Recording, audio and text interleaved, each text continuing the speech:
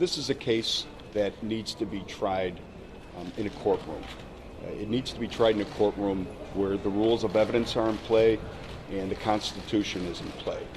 This is a case that my client should be afforded the same presumption of innocence that every other American that's charged with a crime is afforded. This is a case that can't be tried in the streets, it can't be tried in the media, and it can't be tried on Facebook. With respect to certain comments that have been made by politicians and politicians who have not seen the video, where I believe my client's conduct has been described as hideous, I would state that those comments are they're irresponsible and they're certainly unfair and prejudicial to my client.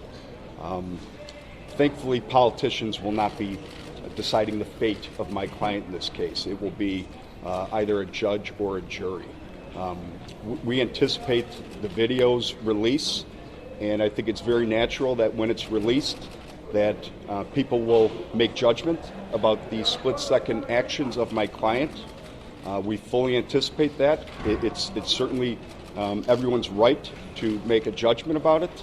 But I would just state that the judgment made by individuals that view this tape from the comfort of their living room on their sofa, it's not the same standard as the perspective from my client.